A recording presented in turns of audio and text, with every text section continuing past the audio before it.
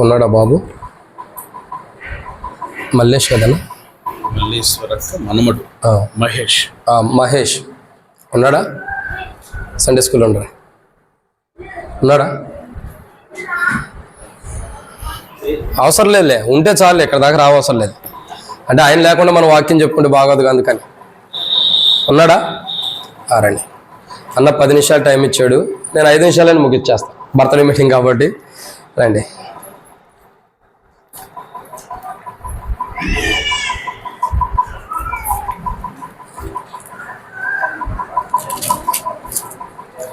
యోహాను సువార్త 10వ అధ్యాయం. యోహాను సువార్త 10వ అధ్యాయము 18వ వచనం. యోహాను సువార్త 10వ అధ్యాయము 18వ వచనం.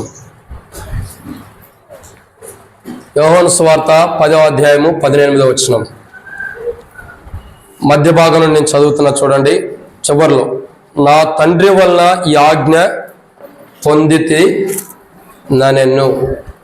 కాబట్టి యేసుక్రీస్తు ప్రభు వారి గురించి ఒక మాట రాయబడుతున్న మాట ఏంటంటే, ప్రభు అంటాడు, నా తండ్రి వలన ఈ ఆజ్ఞను పొందితిని.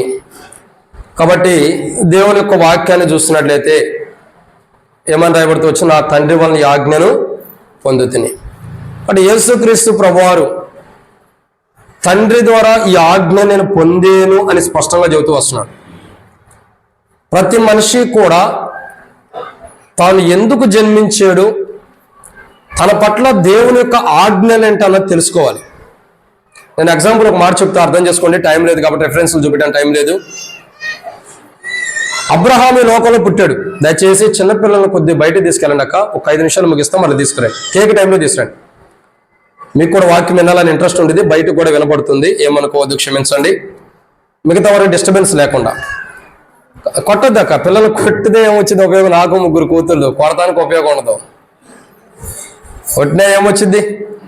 కాబట్టి దేవుని యొక్క వాక్యాన్ని చూసినట్టు మాట్లాడేటప్పుడు నోరు మూయొద్దు, ఏమలేదు ఇంకా పెద్ద ప్రమాదం కొట్టిన దానికి.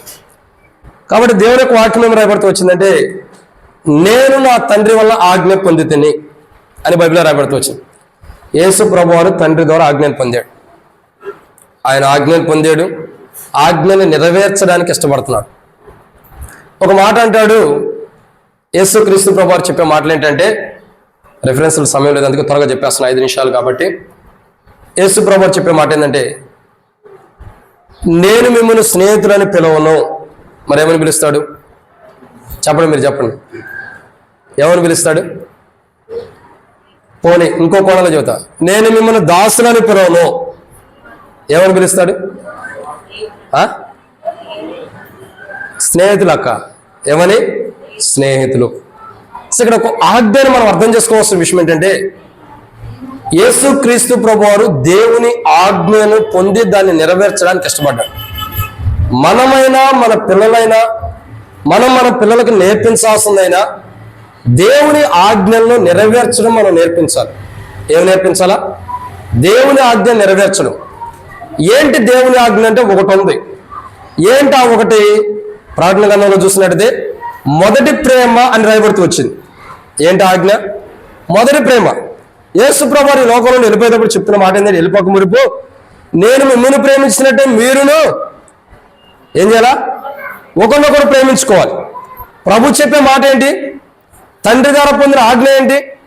అవే అనుభవాలు కనబడుతూ వస్తున్నాయి. ప్రాణం పెట్టే ఆజ్ఞ ఒకటి ఉంది, ప్రేమించే ఆజ్ఞ కూడా ఉంది. కాబట్టి ఇక్కడ అర్థం చేసుకోవాలి, ఆ ప్రభు ఆజ్ఞ ఇస్తున్నాడు ఏమని? ఒకడు నన్ను ప్రేమించేలా నా ఆజ్ఞలు గైకుంటాడని బైబిల్లో రాబడుతూ వచ్చింది, యోహాను సువార్త 14వ అధ్యాయంలో. కాబట్టి ఇక్కడ ప్రతి మనిషి కూడా దేవుని ఆజ్ఞలు గైకొనాలి.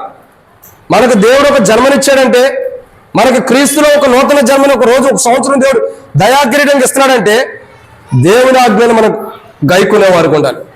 ఎవరైతే దేవుని ఆజ్ఞలు గైకొంటారో, అంటే దేవుని మాటలు ఎవరైతే గైకొంటారో, దేవుని యొక్క లేఖన భాగాలను ఎవరైతే గైకొంటారో, దేవుని మాటలు ఎవరైతే గైకుంటూ ఉంటారో,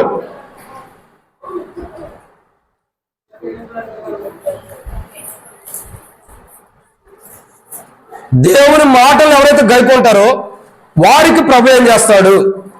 ప్రభు దేవుని ఆజ్ఞను తండ్రి ఆజ్ఞను గైకొన్నాడు. మనం కూడా తండ్రి ఆజ్ఞను గైకొనాలి. దేవుని ఆజ్ఞను గైకొంటున్న ఒక మనుషుడు ప్రభు ఏం చేస్తున్నాడు అని అంటే, యోహాను సువార్త 14వ అధ్యాయం 1వ వచనం 2వ వచనం క్షమించండి. యోహాను సువార్త 14వ అధ్యాయం 2వ వచనం.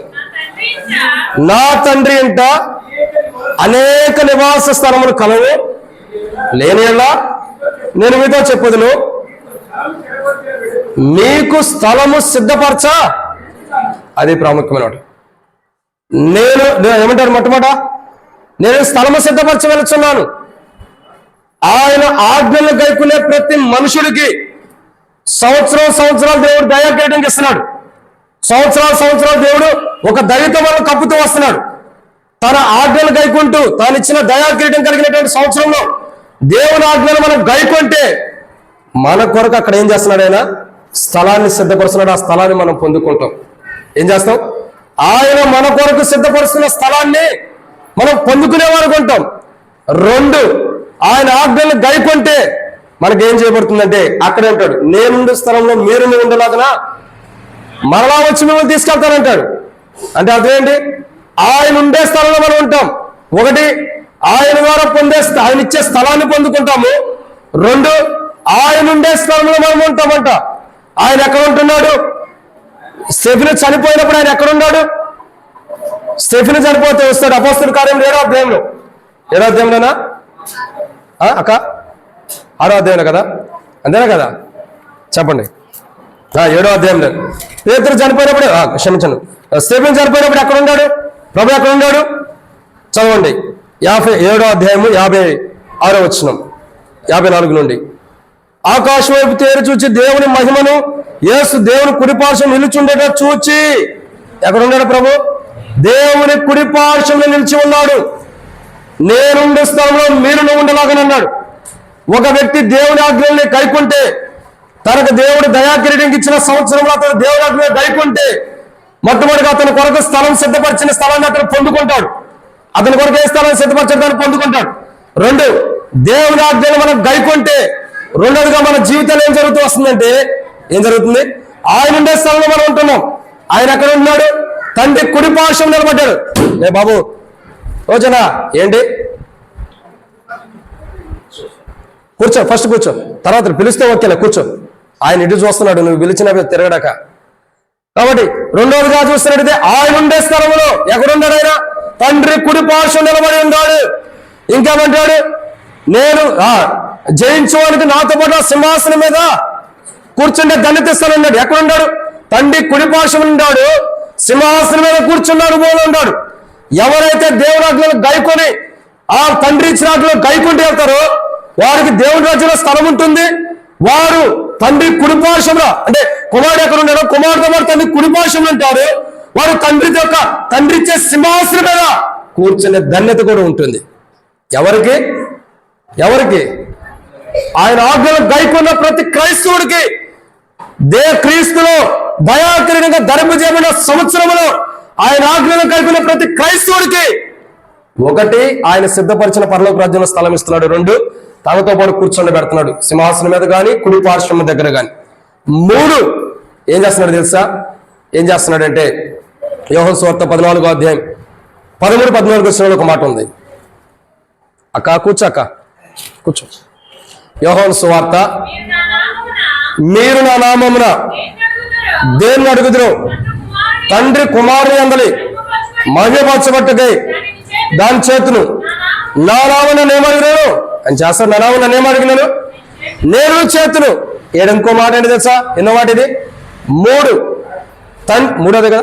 తండ్రి ఆజ్ఞలు గైకొనేటువంటి విశ్వాసులకి దేవుడు ఆ సంవత్సరం బహుమానం ఇస్తే, అంటే బర్త్డే లాంటి కానీ నూతన జన్మ కానీ మనకి ఆ యొక్క అనుభవం కొత్త సంవత్సరం ఇంకో సంవత్సరం మనం ప్రవేశింపజేస్తున్నప్పుడు ఆ సంవత్సరంలో తండ్రి ఆజ్ఞలు గైకొంటే మన కొరకు పరలోక రాజ్యంలో సిద్ధపరచబడిన స్థలాన్ని మనం పొందుతాం. 2, తండ్రి కుమారుడితో పాటు కుమారుడు యొక్క ధన్యత ఏదైతే ఉందో, కుమారుడు అలాగే తండ్రి కుడిపార్శ్వంలో ఉన్నాడు, మనం కూడా నిలబడతాం. ఆయన సింహాసనం మీద కూర్చుంటే ధన్యత ఉంటుంది. 3, రాయబడిన మాట ఏంది? మన ప్రతి అవసరతలు కూడా తీర్చబడతాయి. ఏమవుతాయి? ప్రతి అవసరతలు కూడా తీర్చబడతాయి. నీకు దేవుడిచ్చిన దయాకిరీటంగా ధరింపజేసిన సంవత్సరం, ఆ సంవత్సరంలో దేవుని ఆజ్ఞలు గైకొంటే ప్రతి అవసరత, ఫిలిప్పీ 4:9 రాయబడుతూ వచ్చింది, దేవుడు తన మహిమైశ్వర్యం చొప్పున దేవుడు తన మహిమైశ్వర్యంలో ఏం చేస్తాడు? చదవండి ఆ మాట. అపోస్తలుడైన పౌలు ఫిలిప్పీయులకు రాసిన పత్రిక 4వ అధ్యాయం 18వ వచనం. ఏమని రాయబడుతూ వచ్చిన? అపోస్తలుడైన పౌలు ఫిలిప్పీయులకు రాసిన పత్రిక 4వ అధ్యాయం 18వ వచనం. ముగించే త్వరగా చెప్పండి. ఫిలిప్పీ 4:19. కాగా దేవుడు తన ఐశ్వర్యము చొప్పున క్రీస్తు యేసునందు మహిమలో. చూసారా? అక్కనింద కడిగితే పెద్దగా చెప్పాలి, ఇప్పుడు చదివేస్తుంది మంచోడు. ఏమంటుంది? క్రీస్తు యేసునందున మీ ప్రతి అవసరం క్రీస్తు యేసునందులో తీర్చబడును. ఎవరైతే దేవుని ఆజ్ఞలు గైకొంటారో, దేవుడు దయాకిరీటంగా ధరింపజేసే సంవత్సరంలో ఎవరైతే ఆ కిరీటాన్ని ధరింపజేయబడిన సంవత్సరమే కిరీటం, ఆ కిరీటంని ఎవరైతే పొందుకున్నవారు, సంవత్సరాన్ని కిరీటంగా పొందుకున్నవారు దేవుని ఆజ్ఞలు గైకొంటారో వారి ప్రతి అవసరతలో కూడా క్రీస్తులో తీర్చబడుతున్నాయి. ఏమవుతున్నాయి? క్రీస్తులో తీర్చబడుతున్నాయి. ఇది 4వ మాట. యోహాను సువార్త 14వ అధ్యాయం. యోహాను సువార్త 14వ అధ్యాయం ఆడ మరొక మాట ఉంది.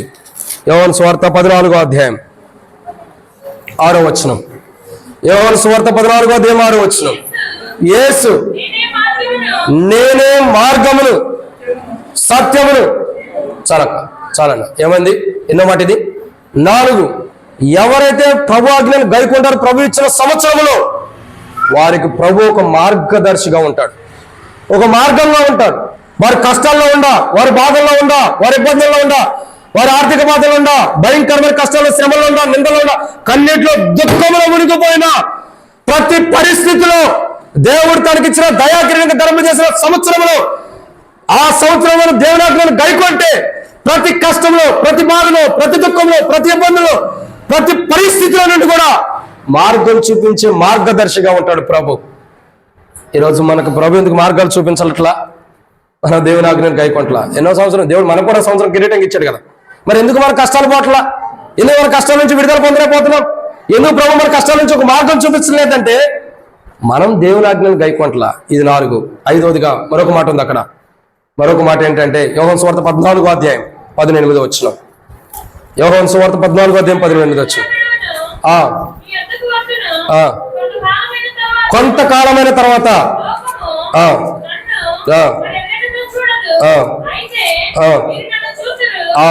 ఏమని రాయబడుతూ వచ్చింది అక్కడ?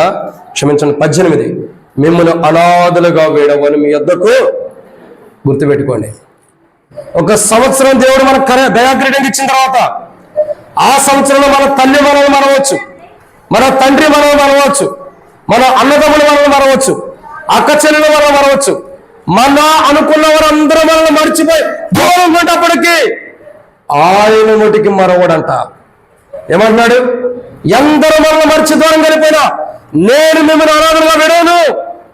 నీ రక్త సంబంధికులు, నీ బంధువులు, నీ స్నేహితులు, నీ కుటుంబీకులు, నీ తల్లి, నీ తండ్రి, నీ అన్నదమ్ములు కానీ అక్క చెల్లెలు కానీ ఎవరు నిన్ను విడిచిపెట్టినా నేను నిన్ను విడిచిపెట్టను. నేను మిమ్మల్ని అనాథలుగా విడవను. నా అనుకునే వారందరూ నిన్ను అనాథలుగా చేసినా నేను నిన్ను అనాథలుగా విడవను అంటున్నాడు ప్రభు. ఏమంటున్నాడు? నేను మిమ్మల్ని అనాథలుగా విడవను.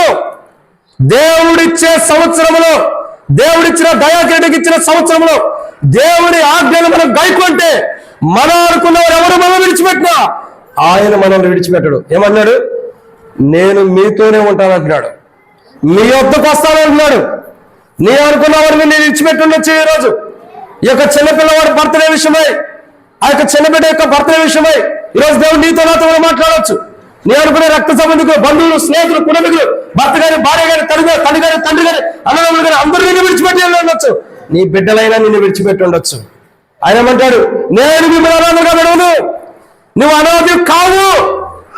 నేను ఈ లోకంలో జీవించినంత కాలం నువ్వు అనాథి కావు. ఇచ్చేసానమ్మా. నేను ఈ లోకంలో జీవించినంత కాలం నువ్వు అనాథి కావు. యేసు ప్రభు నిన్ను విడిచిపెడితే నువ్వు వేడు. యేసు ప్రభు నిన్ను కాదంటే నువ్వు వేడు. యేసు ప్రభు నిన్ను కాదని దూరం వెళ్ళిపోతాడు. ఆయన నిన్ను విడిచిపెడితే నువ్వు అనాథివి. నీ తల్లి అయినా, నీ తండ్రి అయినా, నీ అన్న అయినా, నీ భార్య అయినా, నీ భర్త అయినా, నీ చెల్లైనా, నీ అక్క అయినా, భర్త అయినా, భార్య అయినా, అక్క చెల్లె, అన్నదమ్ములు, వాటెవరు బేబీ, ఈ లోకంలో ఉన్న బంధువులు ఏది నిన్ను విడిచిపెట్టినా నువ్వు అనాథవు కావు. నువ్వు అనాథవు కావు. ఎందుకు అనాథవు కావు? నీ వద్దకు వచ్చిన ఆయన ఒక ఆయన ఉన్నాడు. నిన్ను అనాథగా చేయని వ్యక్తి ఒక ఆయన ఉన్నాడు. ఆయనే ప్రభు యేసుక్రీస్తు ప్రభువారు. ఈ లోకం అందరూ నిన్ను విడిచిపెట్టినా ఆయన నిన్ను విడిచిపెడతల్లా. ఎంతమంది చూసాం, యేసు ప్రభువారు గెత్సేమనే తోటలో అందరూ విడిచిపెట్టారు, కానీ ప్రభువారిని విడిచిపెట్టాడా? అది యేసు ప్రభు అంటే. లోకంలో మనం అనాథలం కాము. మనం అనుకునే వాళ్ళు మనం విడిచిపెట్టినా, మన వృద్ధాప్యంలో ఉన్నప్పుడు మన పిల్లల తల్లిదండ్రులు విడిచిపెడుతున్నారు. ఇంకా ఒక వయసు వచ్చిన తల్లిదండ్రులు పిల్లల్ని విడిచిపెడుతున్నారు. కొంతకాలం అయిన తర్వాత పిల్లల్నే తల్లిదండ్రులు విడిచిపెట్టే వాళ్ళు ఉంటారు. ఎవరి లోకంలో ఎవరు విడిచిపెట్టినా ఆయన నేను విడిచిపెట్టాడు. ఏమన్నా వచ్చింది, నేను మిమ్మల్ని అనాథులుగా విడవను. ఈరోజు ఆ బిడ్డ ఎక్కువ విషయం కాదు, మనందరితో దేవుడు మాట్లాడుతాను. వాక్యం అందరికీ ఖచ్చితంగా దేవుడు నిన్ను అని అనుకోండి, మిమ్మల్ని తర్వాత మనల్ని పెట్టుకుందాం. దేవుడు నన్ను అనాథలుగా విడవడు, ఎప్పటికే విడవడు. ఎన్నమాట ఇది చెప్పండి. 6. 7వ విషయం ఏంటంటే యోహాను సువార్త 14 అధ్యాయం 6వ వచనం రాయబడుతూ వచ్చింది. యోహాను సువార్త 14 అధ్యాయం 6వ వచనంలో చివరి మాట, యేసు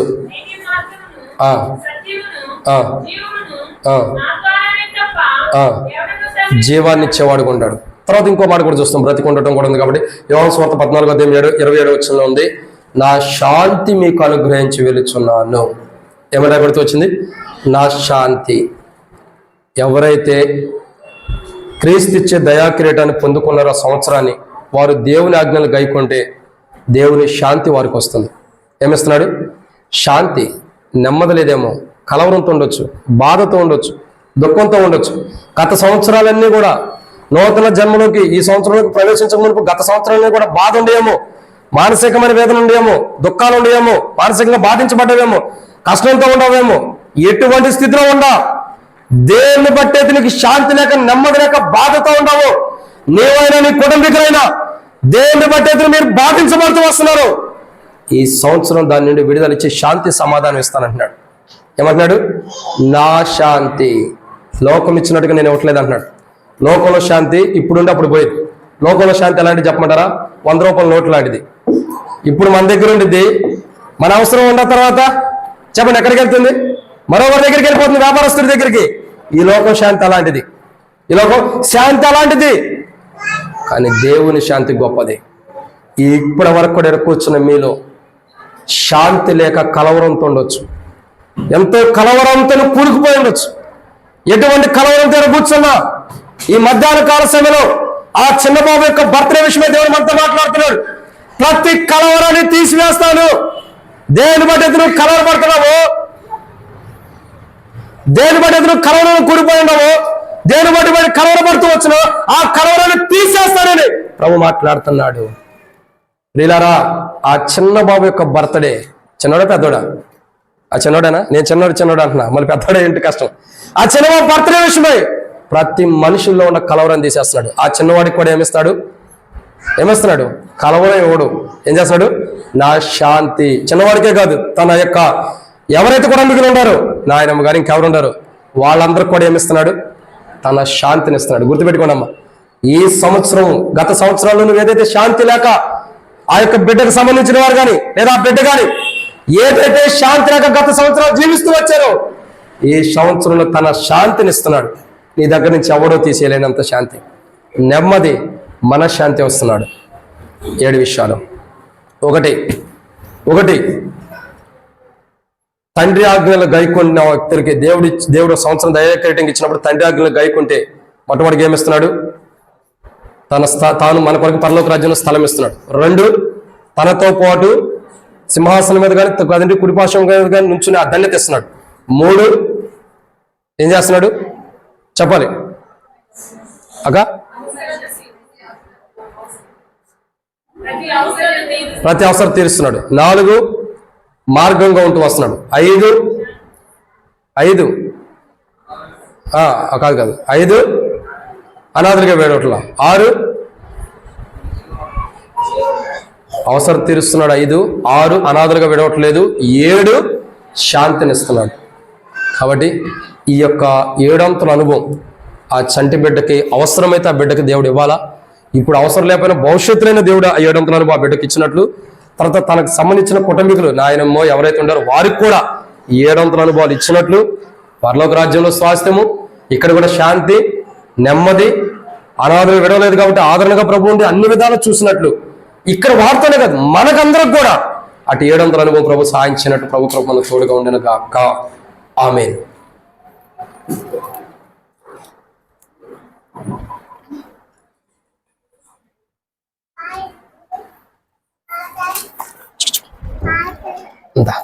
ప్రార్థన చేసుకుందాం. ప్రార్థన చేసే టైంలో ఒక కేక్ పెట్టండి. తర్వాత కేక్ కట్ చేయబడుతుంది. ఎన్ని సంవత్సరాలమ్మా మహేష్కి?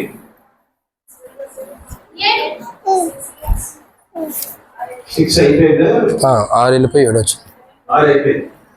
6 అయిపోయి 7 వచ్చింది. ప్రార్థన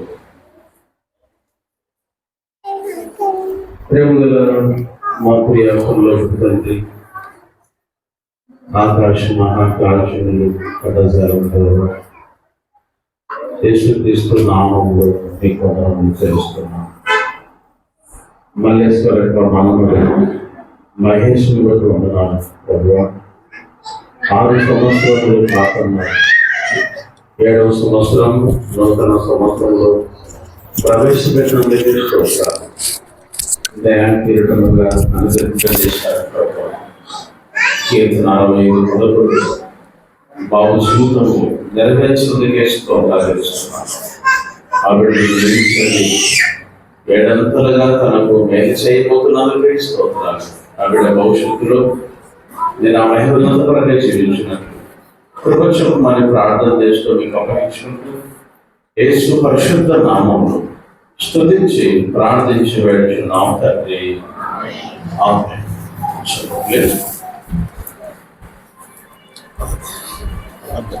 పద్ధతులు